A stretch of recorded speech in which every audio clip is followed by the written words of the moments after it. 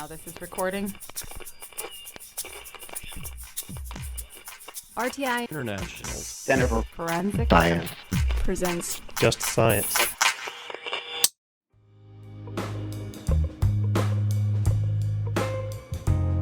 Welcome to Just Science, a podcast for forensic science professionals and anyone who is interested in learning more about how real crime laboratories work.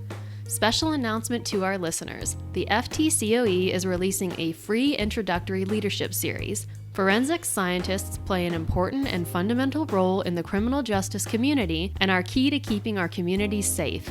The National Institute of Justice, through its Forensic Technology Center of Excellence, is therefore proud to provide a leadership series comprised of modules that introduce leadership concepts to the forensic scientist. Highly functioning leaders are essential to operational excellence, processes and analytical reliability, workforce competency, efficiency, implementation of technologies and best practices, and overall quality in the laboratory. Please visit forensiccoe.org to learn more about this exciting, free, new introductory series. In this special release season of Just Science, we discuss leadership with prominent names in the forensic community. The last episode of this series features Jeremy Triplett, the Laboratory Supervisor for the Kentucky State Police Forensic Laboratories. Triplett discusses how a leader must not only have people skills, but they must also possess the ability to look beyond their own expertise when handling challenges. This season was funded by the National Institute of Justice's Forensic Technology Center of Excellence. Here's your host, Dr. John Morgan. Our guest today for the Just Science podcast is Jeremy Triplett.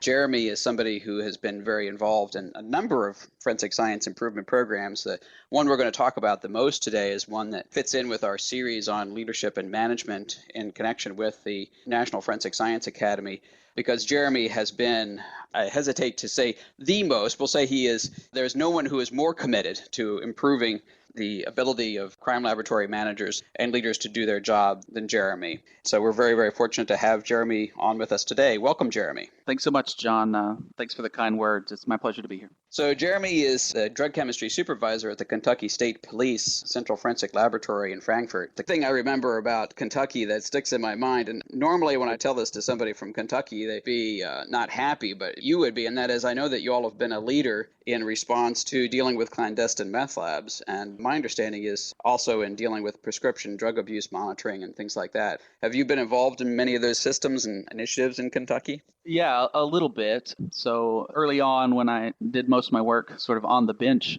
clandestine laboratories in Kentucky were a big deal. They still are, not quite as much as they were probably in the mid-2000s. So we did a lot of work with that, did a lot of work trying to do some training and education for responders. And then unfortunately, like you said, it's not something that you like to write home about, but Kentucky's one of the leading states in the nation, particularly eastern Kentucky, for prescription pill abuse. So we have seen a lot of that. We've done a lot of work on that, trying to figure out how to combat that. We see a lot of both of those. Yeah. Jeremy is certified as a fellow in the area of drug analysis by the American Board of Criminalistics. It's an area I know that you've probably been involved in for a long time. So tell me a little bit about how, when you went to college and got that degree in chemistry, did you anticipate going into forensic science? Is that something that you had planned from the get-go, or what got you to the crime laboratory? Yeah, actually, it's a pretty long story, but I wanted to go into forensics since about 8th grade. I grew up loving science. It's kind of the sciencey nerd all my life. Enjoyed chemistry the most, but then there was part of me that really liked law and the legal system. And so there's really no better juncture there between the two as forensic science. So I couldn't quite decide when I was younger whether I wanted to be a scientist or whether I wanted to be a lawyer. And so I settled, I guess, on the average. But yeah, since about 8th grade, I knew that I wanted to work in the crime lab. It's funny, I live in the same town now that I grew up in.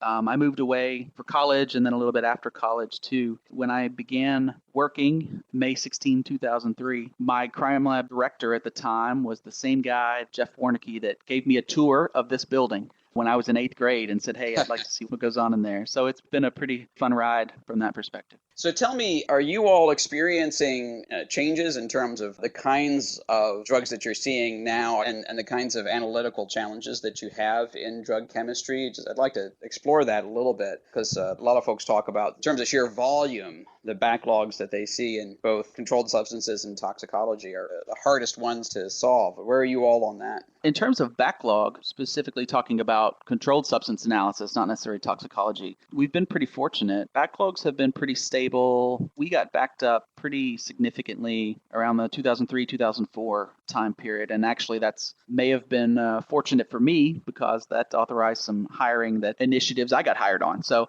we were pretty backed up pretty far in about 2003 and 4, but I really worked hard about the mid-2000s. So in terms of backlogs, we're doing pretty well in Kentucky. We typically see about 30,000 cases a year. That's among our 6 different laboratories. It'll vary. Some labs have a little bit more than others, but our shortest turnaround time would be about 10 or 12 days at one of our labs, and then the longest would be about 30 days. So not too bad in the world of drug chemistry in terms of just volume and number of cases coming in. It's been pretty steady in terms of total receipts since about 2006, really. I just pulled those numbers last week doing end of the year stuff. But what has changed, really, John, is the drugs that we do see. I think that across the country, if you talk to a drug chemist and mention synthetic cannabinoids or synthetic cathinones in bath salts, you'll get a sort of a universal sigh. In terms of analytical challenges, they have sort of stepped out ahead of everything else just because of the vast number of different isomers and different derivatives that we're seeing. It's sort of become a little bit more of a challenge in differentiating those in an analytical scheme, as opposed to sort of the old days of just cocaine and methamphetamine. Right. So the biggest trends we've probably seen over the last 3 to 4 years is a significant increase in heroin in Kentucky, just as everybody else in the country has seen sort of this proliferation of synthetic cannabinoids. We did a webinar recently on GCIR. What's your all's approach there? I've read a preliminary paper from U.S. Army Crime Lab, the Defense Forensic Science Center, some guys that I know that looked really, really nice. So I'm hopeful for GCIR on the synthetic cannabinoid. Yeah. I know Dr. Clark at Auburn has done some great work. NIJ funded. The Vermont lab has done some work on that using a different instrument. There's a web page that's going to be associated with this podcast. We'll make sure to link to a couple of the resources on GCIR we have out there, as well as to some of the research reports on that, because I definitely recommend a look at that. It is hard to do GCMS on these, and I think sometimes folks don't appreciate as much as they might how some of these isomers are coming up, and they might have more ambiguous results than our initial analysis might indicate.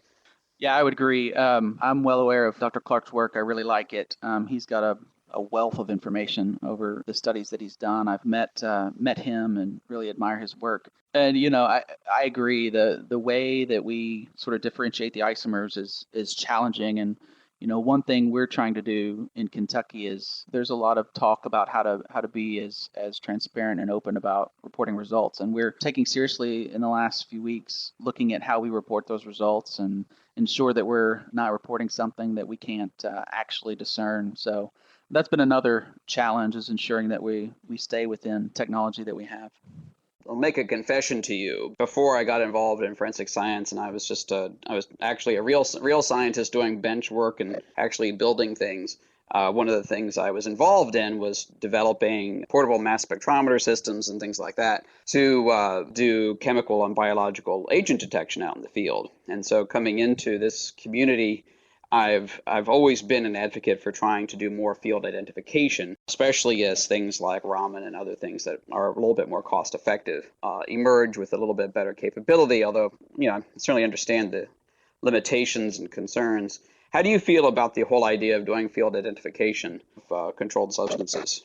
I think it shows promise. I haven't worked much with portable mass spec units, but I've done quite a bit of work with ramen and some portable ramen work, and I think it's pretty promising. I think we have to recognize that preliminary field identification happens. I mean, it happens right now with color tests. The ability to have something like ramen, which is so much more discriminating than, say, a color test, could be beneficial. I like the idea. I support portable ramen. I would say that, I think that in the legal system, preliminary results could be used for, let's say, certain portions of the process. I would always probably advocate for, if you're going to court, having the substance tested at the lab. But I think that we're making some advances, especially the portable ramen, that enhances field officers' ability to get an idea of what's out there, especially with some of these compounds like we just talked about, synthetic cannabinoids, that there really aren't good existing tests. I know that there are some people working on some portable ramen technology, specifically with surface-enhanced ramen, that would help pull out some of those cannabinoid signals, cathinones, and I think it's promising. It's certainly the case that breath alcohol is kind of a model for this. It's basically field identification for toxicology, very specific to alcohol, of course. Generally is managed out of the forensic laboratory, which is responsible for making sure that the officers who use those instruments are properly certified and that there's proper quality control in the systems, and so they have a certain ownership out of the forensic laboratory. Does the Kentucky State Police actually manage the breath alcohol programs, or is that done more at the local level in Kentucky? We do. We do service and calibrate the instruments. So we manage that part of the breath alcohol analysis in Kentucky. Yeah, we have that in our lab. Have you all had good experience with the breath alcohol program? Do you think it's a good model for how you might do field identification of controlled substances, or do you think there are limitations to that? I think it's a decent model. Our experience has been more or less servicing the instruments. I think that's certainly a model. This is interesting. This might be a little controversial, but I've almost likened. We love controversy, Jeremy. You do, great. I've almost likened the potential for portable ramen something along the lines of the drug chemist version of rapid DNA. I think they might share some interesting similarities. Obviously, rapid DNA is not widespread adopted, and there's a whole lot of issues that you have to work out, specifically when you're talking about CODIS entry, and there's a whole lot more complicating factors with DNA, let's say. But I think there's some interesting models that we might be able to look at. The way that rapid DNA, more than, let's say, breath alcohol, the way we're thinking about going with rapid DNA might be an interesting model to look at for something like portable ramen, such that I guess I should elaborate more than just say that. Oh yeah, perhaps, I'd like to hear more. Yes. Yeah, so I've been toying with ideas of what it might look like for field officers to perform the portable ramen, and what if the lab reviewed the data to sort of certify the result? What might it look like if portable ramen units were housed in the crime lab, sort of at a kiosk, let's say, where officers could come in and use those and get some preliminary results, let's say for grand jury or something like that. I think there's some interesting concepts out there about how you might be able to either house a portable ramen unit for officer use in a lab, or deploy the instruments to particular agencies, and then what might it look like for the data to be reviewed by the lab, the data to be adopted.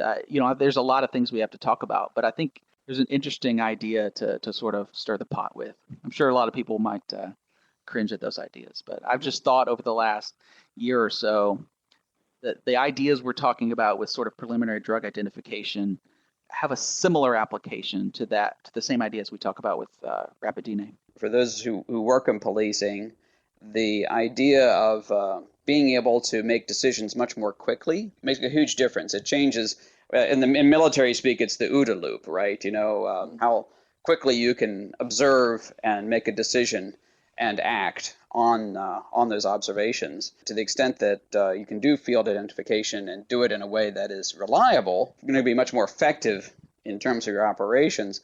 I actually think it's going to help in making investigation less subjective, getting the science objective measurements earlier in the process. I think could actually be beneficial in terms of just the sheer justice of the system. Oh yeah, I absolutely agree. It actually leads into what is our main topic here today, and that is management in the forensic laboratory, because these are all basically issues about management, aren't they? Yeah, they are. How does the lab run most effectively? What are the decisions we make sort of day to day that enhances the reliability of our results, but also the efficiency? And Jeremy, you've actually been involved for quite some time in working through ASCLD, and I assume other mechanisms too, in improving training and education in management in the crime laboratory. What got you interested in that area initially?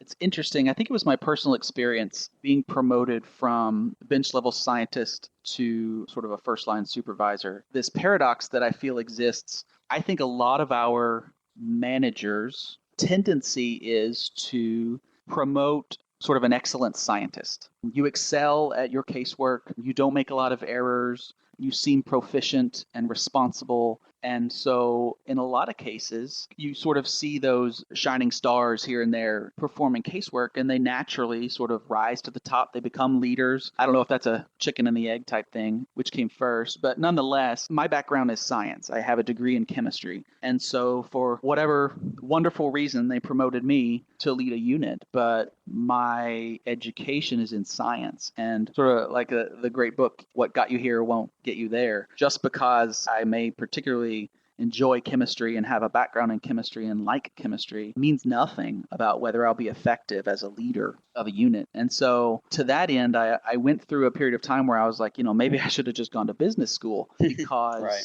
I don't know what I'm doing. I mean, I can talk chemistry to you, but now I've got to lead people. And so that's a little exaggerated, but that's what got me interested in. I've been involved with the AskCloud organization for several years now, and I would say the primary goal of AskCloud is to create more effective managers and directors. So that started a series of conversations. One of my first entry into AskCloud was participating on the Training and Education Committee before I was elected to the board, and we all seem to have these same ideas, like how do we teach scientists? I'm a book person. Right.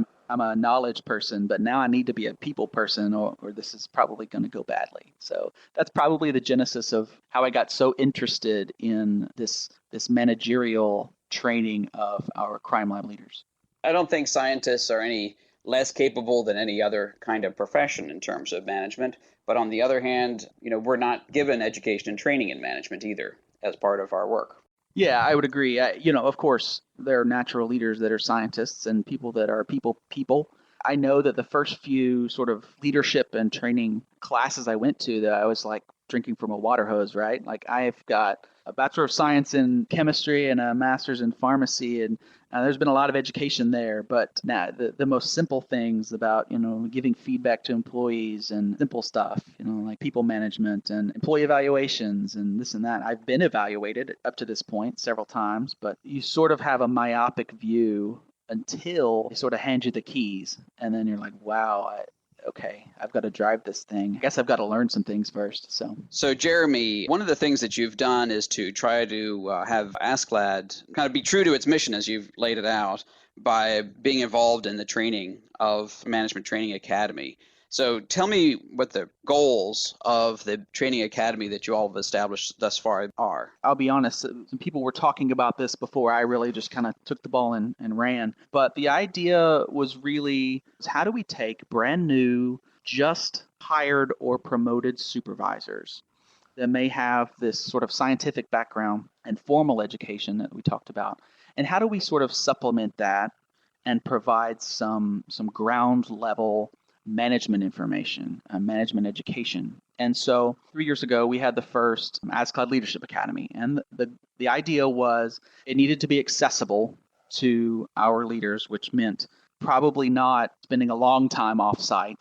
So probably a hybrid model of webinars and something in person as well, because we value that in-person learning. So accessible and also affordable. So we wanted to ensure that we provided a product that was available on every laboratory's budget. And so the goals were sort of management 101 for the employee that has never received any kind of formal education before, whether they're brand new or if they've been there for a long time, but just for whatever reason hasn't had the opportunity to take a workshop or a class. You had the full range of folks, everybody from, say, somebody who might not even be a technical leader yet, all the way up to a crime lab director, or what's the spectrum of folks who've generally been taking the class? Yeah, so it's been interesting. We initially sort of called this 101, but we've had probably every position possible take the class. Indeed, most of them are first-line supervisors would be the bulk of who's been taking this, but we've had technical leads take it.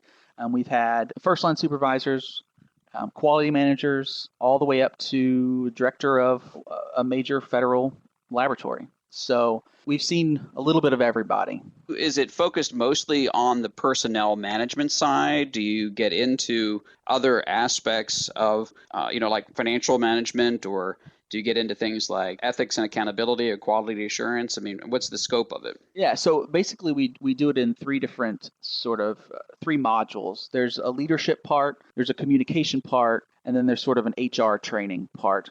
We probably do the least amount of financials just because we sort of geared this really ground level. If we were to expand this, that would certainly be something we would put at a, sort of a higher level. Ethics is actually taught two different occasions. We do ethics in the leadership portion, and then we also hit it again in the communication portion. So the leadership part, we do 4 webinars on leadership. One is ethics, one is conflict management, one is sort of operational excellence. We do 4 weeks on, these are 2-hour webinars. We do 4 weeks on communication. Students really seem to like this one a lot. We talk about communication styles. We use the DISC instrument. Everybody that takes the course can fills out the DISC assessment and learns their primary communication style. That sort of is the paradigm through which they see all the communication lessons. That sort of was interesting to me, especially when I first took the DISC assessment. Of course, everybody thinks and communicates and perceives things just like they do. But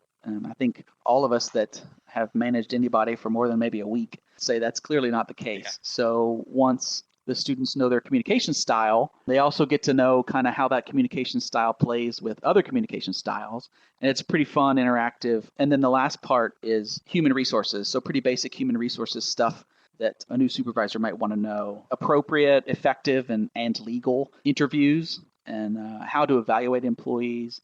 And John Collins is pretty much the forensic guru of human resources. And so he's been really great in providing that training for us. Stuff like FLSA, FMLA, all the human resources guidance that a brand new supervisor may not even know exists. Yeah, there's an awful lot out there, and that's all fantastic material. You've had a fair number of folks go through that. I see on your bio roughly 120. Has that gone through all of that material, or is that different parts of it? That is all of it. That's everything. So we've completed 2 classes, 2 full sessions, offerings of the Academy. 147 is the number. Wow. 26 different states. So what it looks like is in the spring, they'll do 12 2-hour webinars. Those 12 broken into the 3 topics I told you about before. Students have to take them. We do record them. We use Adobe Connect. So we record them. The students could make them up if they miss them, but we encourage everybody to sort of be present and interact with the questions. And then at the ASCLD Symposium, we do 2 8-hour days of sort of a capstone. So that's the on-site portion. And not to get too in the weeds, but we break it into 4 4-hour blocks, and each instructor that teaches the leadership, the communication, and the HR portion gets 4 hours each to do on-site activities and apply the sort of book knowledge, the lecture knowledge that they received in the webinar portions. And then we have the second day, the last 4 hours is sort of a capstone assignment. All the students break out into teams of about 6, and we give them an assignment that tries to sort of incorporate all their learning. And I won't give it away. So if anybody out there hasn't taken it and wants to take it, you can't cheat. We throw things at them. They're sort of interacting in a laboratory operations environment. We sort of set up a structure for them to make some decisions about. And then we just kind of throw things at them every once in a while to see if they have retained some of the knowledge. So it's pretty fun. They say it's stressful, but they all seem to enjoy it after it's over. Why don't you give us a summary of that? Yeah, great. So anyone that wants to register, registration, if they want, just go to www.asclad.org. So they would register on the ASCLD website, and it's just once a year at this point, or? Yeah, it's once a year at this point. Okay. We put up a sort of an interest form. So if we've already run the Academy for the year, or if you missed the registration, we have an interest form where you can just kind of fill it out, and we'll let you know the next time we open registration for the next offering. That's excellent. Now, folks should know, as I alluded to earlier in the podcast, we're going to be working together on what ASCLD has already done in this area.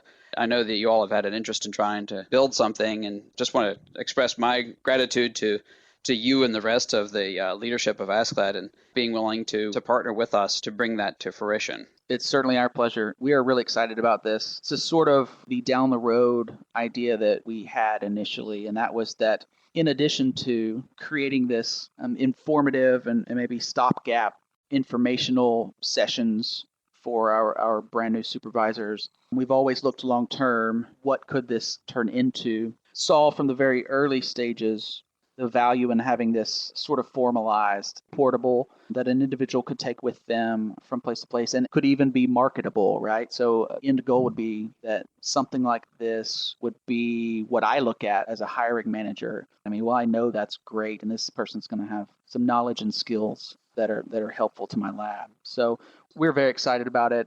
We're definitely excited as well. One of the things that we certainly want to do, there are things that you want somebody who is, kind of a team leader type person to do, and there are some things that you want a mid-level manager to be able to do, and there's some things that a crime laboratory director, they each have their own types of crises, and they each have to manage people both below them and above them in different ways. And as they progress in their careers, it certainly can progress also in terms of building the skills that they need to not only be good managers, but also be good leaders within the crime laboratory and overall in public safety. That's a line that I've used. Great minds think alike. How do we take managers and turn them into leaders? So I'm excited. It's nice. We recognize that at different stages in a career and at different experience levels and at different levels of command, so to speak, there's certainly different challenges. So targeting different positions with different roles and responsibilities is certainly going to be extremely helpful to the professional.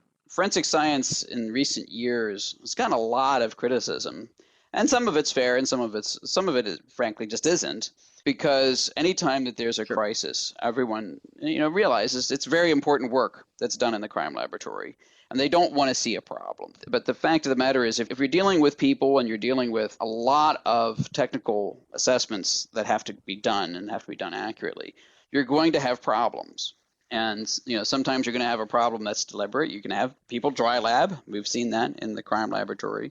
But you can also have all sorts of other issues that arise among people of goodwill who are really trying really hard. And I think that's really the test of leadership in any circumstance, but certainly in the crime laboratory as well, is how do you manage through that? How do you respond to that and be open, be transparent about what you're doing, while still being able to build accountability in the organization and be able to do a better job in the future? That's a real challenge. Yeah, I would agree, John. I think another interesting part of that is something that ASCLD is interested in too, and that is a particular individual as they promote through their career. My technical knowledge is limited to my days on the bench doing drug chemistry, right?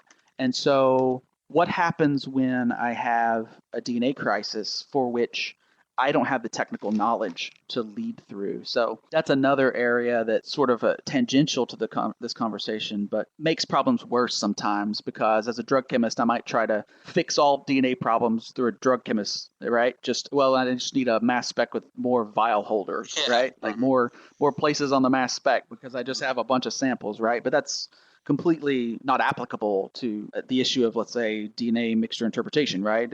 No amount of mass spec vial slots are going to help that. So I think technical knowledge is an interesting part, introducing people to the ground technical information of each section that they're now going to supervise. But back to your original point, I think it's very true that leaders guide their organizations in a way that strives for continuous improvement. We all recognize that there's a lot of forensic science stuff out there, and just as you pointed out, some is perfectly valid, some probably isn't. But leaders in the forensic science community strive to continually improve. Give me a little perspective too, Jeremy, if I could, just while I have you. I found that in life, it's kind of your willingness to say yes to full. I was the youngest of 4 kids, and so I was always looking to see what everyone else was doing and catching up with everybody. And so I was always curious about what was going on. And then whenever there was a chance to volunteer to do something, I said yes. And I found myself being put into positions of responsibility, and that expands pretty rapidly once you start doing that.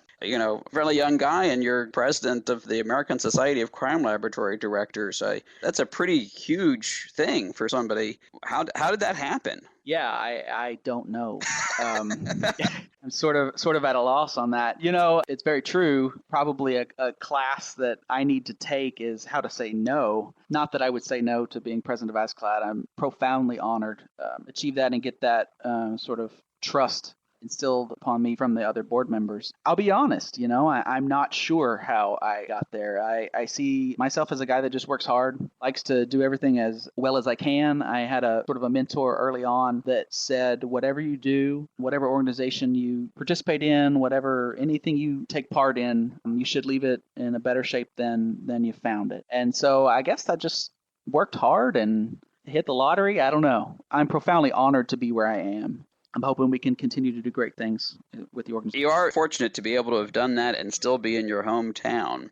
That's fantastic. Yeah. But I will say this, that ASCLD as it exists now, I wouldn't say this was true always during the time that I've been involved in forensic science, but certainly as of today, the membership of ASCLD is as excited and happy with the leadership of ASCLD as I've ever seen in any organization. What it is that you all have been doing, hard work is great, but I think there's something else you all are doing that is making ASCLD very successful as an organization as of at least 2016. Well, I really appreciate that, John. And I think, at least in no small part is the leadership of ASCLD, and that's not necessarily including me. We've had some great presidents here in the past that we continue to build upon their work. The board of directors that I have had a chance to sit with is amazing. They care profoundly about forensic science and our people. I think it's just a lot of guys working hard and caring a lot. So, but it's very nice to hear you say that. I hope we continue to represent the membership well and represent our community well.